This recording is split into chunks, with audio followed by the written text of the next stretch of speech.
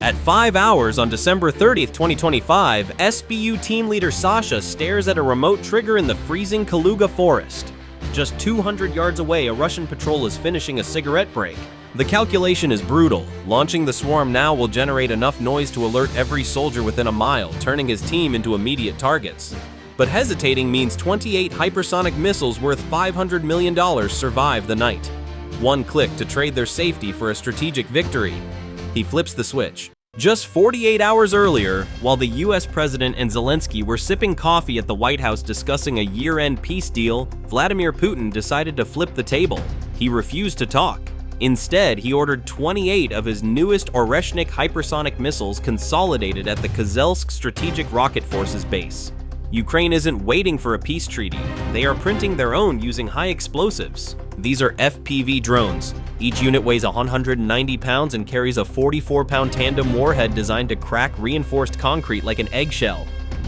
They hunt as a wolf pack using self-learning AI. If a radar suite paints them, they execute a zombie mode, cutting engines to freefall like dead leaves before rebooting at 30 feet. The target is juicy. On the tactical map, a massive red overlay covers the Kozelsk facility. Inside those bunkers sleeps $504 million of Russian hardware protected by 10 feet of concrete. Putin thinks this base is as secure as a Swiss bank vault. Ukraine is about to teach him that every vault has a ventilation shaft, and they just brought the master key. 05:01 a.m.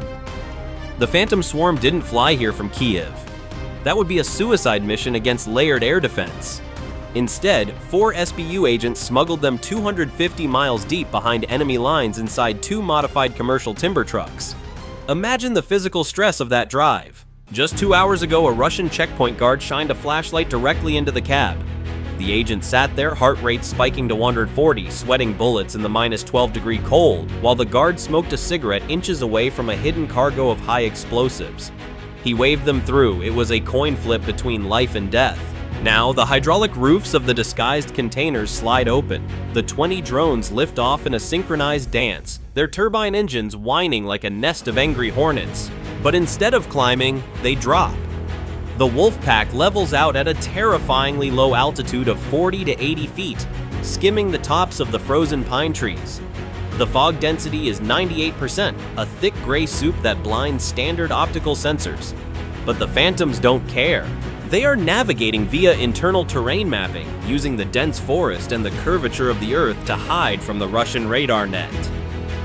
To the electronic eyes watching the border, they are invisible, ghosts slipping through the cracks of the shield. 5:08 a.m. 8 miles out, the Russian defensive network finally twitches.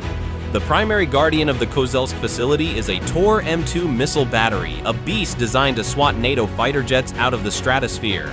Its rotating engagement radar spins frantically, sweeping the sector with a cone of electromagnetic energy. Inside the command vehicle, the Russian operator stares at his scope in confusion.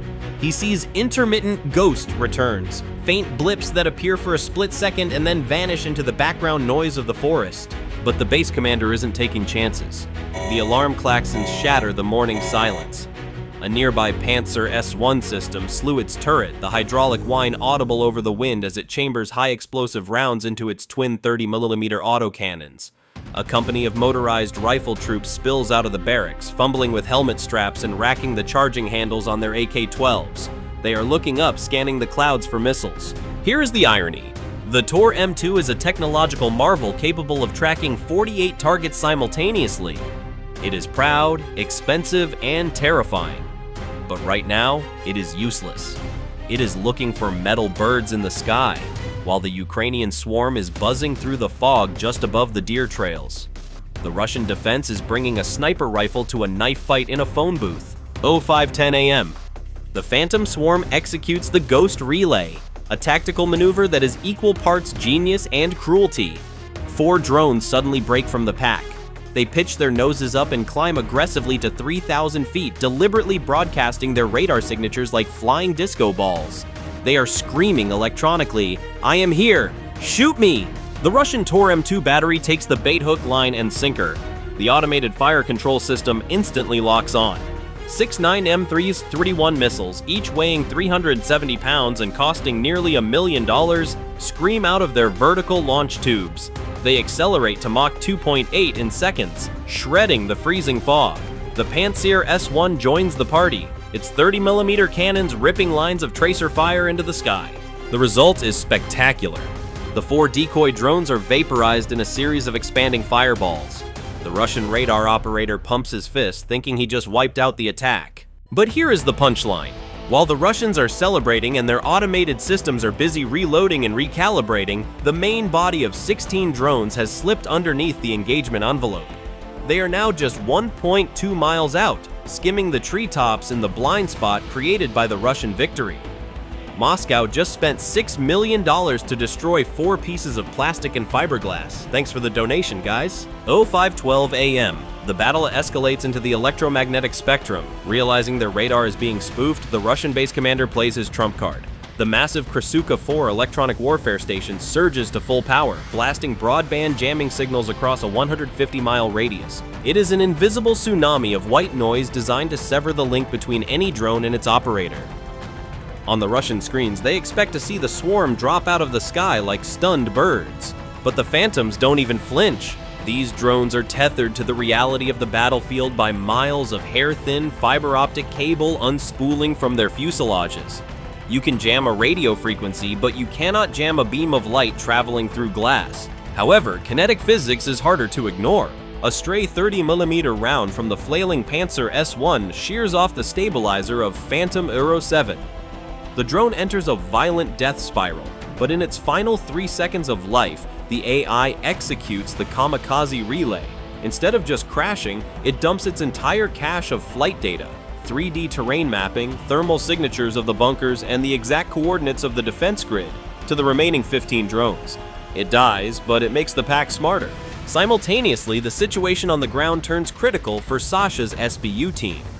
The Russian perimeter defense has triangulated the launch signature. A BTR-82A armored personnel carrier is tearing through the underbrush, its 30mm cannon leveling saplings, followed by a squad of FSB troops with tracking dogs. One of the agents pulls the pin on a thermite grenade rigged to the truck's dashboard. The chemical fire ignites instantly, melting the control console and the launcher rails into glowing slag. The team abandons the vehicle, sprinting into the deep snow of the forest. The physical toll is brutal. Running in knee-deep snow while wearing 40 pounds of gear in sub-zero temperatures makes every breath feel like inhaling broken glass. The roar of an Mi-8 HIP helicopter drowns out the wind as it sweeps low overhead, its searchlight cutting through the fog like the eye of Sauron. The beam misses Sasha's head by inches. One of the agents trips on a buried root, twisting his ankle. Sasha grabs his vest and hauls him up. Keep moving, 5 miles to extraction. The climax of the escape is a heart-stopping game of hide-and-seek. The team dives into a snow-covered ravine just as a Russian Ural truck loaded with reinforcements rumbles past on the logging road above them. They are so close, Sasha can hear the Russian officer screaming into his radio. "Find that truck! Sabotage team is in the sector!" The SBU agents press their faces into the freezing mud, holding their breath. The heavy tires crunch the snow just 10 feet from their heads. The fog, thick and blinding, is the only thing saving them from a firing squad. As the taillights fade, they vanish like ghosts, leaving the Russians chasing footprints that lead to nowhere. 05:15 a.m. The final countdown begins, 43 seconds to impact. The 15 surviving Phantom drones pop up over the final concrete berm protecting the storage facility. With the jamming ineffective and the short-range air defense reloading or distracted by decoys, the path is wide open. The fiber-optic feed transmits crystal clear, unjammable 4K video back to the control van. On the operator's screen, the target reveals itself in high definition. It is a terrifyingly beautiful sight. Through the open blast doors of the transfer bay, 28 Oreshnik missiles sit racked on their transport erectors. Under the yellow sodium lights of the hangar, the gold anodized nose cones of the hypersonic weapons gleam like dragon's teeth. The Ukrainian operator leans closer to the screen, his pulse holding steady. He adjusts the terminal trajectory with a micro movement of his joystick. "Easy," he whispers, a cold smile touching his lips. Like stealing candy from a Russian bear.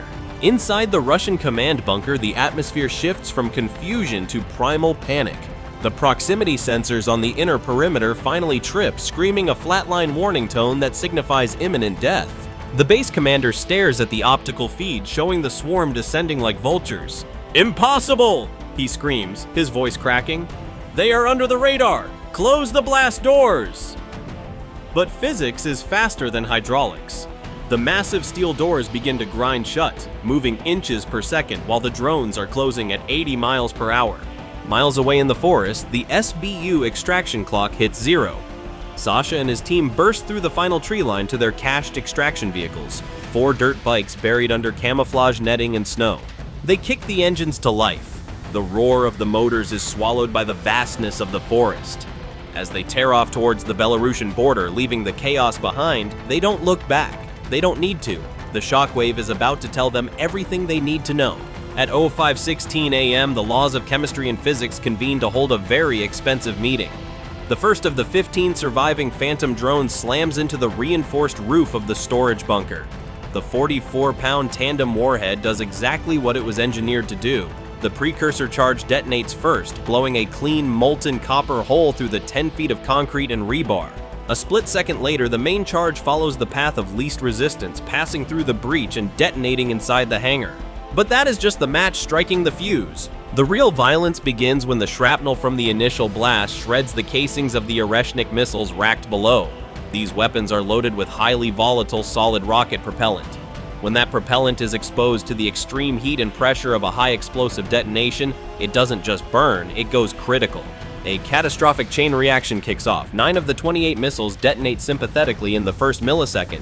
Each missile contains over 1,000 pounds of fuel and a 1,500-pound warhead. The math is terrifying. The combined energy release is equivalent to roughly 15 tons of TNT detonating in a confined space. The bunker doesn't stand a chance. The internal overpressure spikes to levels usually found in the core of a star. The reinforced concrete roof, designed to withstand a direct hit from the outside, lifts off its foundation like the lid of a shaken soda bottle. It flips into the air, riding a column of orange fire before crumbling into dust. The shockwave ripples out through the Kaluga forest, snapping century-old pine trees like dry twigs and shattering windows in villages 10 miles away. From the perspective of the last drone in the formation, before its fiber-optic link vaporizes, the screen goes white. It captures one final frame, $500 million of Russian GDP transforming into a mushroom cloud that rises 2,000 feet into the dawn sky. It is the most beautiful, expensive, and unauthorized firework display in the history of the Russian Federation. By 06:12 a.m., the strategic fallout is settling faster than the dust. The Kozelsk facility is no longer a military base. It is a hazardous waste crater. Russian firefighters can't even get close due to the cooking off of unexploded ordnance. The butcher's bill for the Kremlin is staggering. In one morning, Russia has lost nearly 30% of its total operational stockpile of Oreshnik missiles.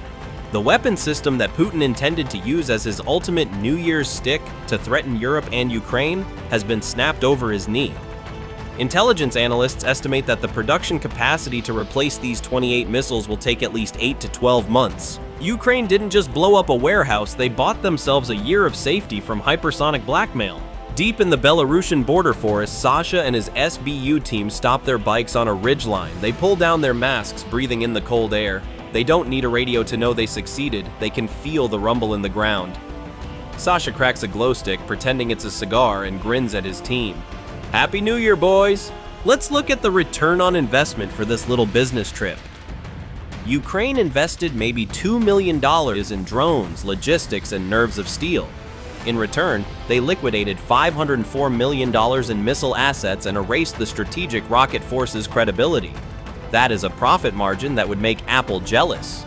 The agents are safe, the drones are dust, and Vladimir Putin is waking up to a phone call he absolutely does not want to take. The lesson for today is simple. Don't threaten a country of engineers with a gift unless you're ready for them to return it to sender, express delivery straight through your roof. Russia thought they had a safe deposit box. Ukraine proved that even a bank vault isn't safe if you leave the back door unlocked. If you enjoyed watching $500 million turn into smoke, smash that like button and subscribe for more rapid, unscheduled disassemblies. Do you think Putin will fire the general in charge or just send him to the front lines? Let me know in the comments. Happy New Year to everyone except the guy guarding the Kozelsk ammo dump. Bye for now.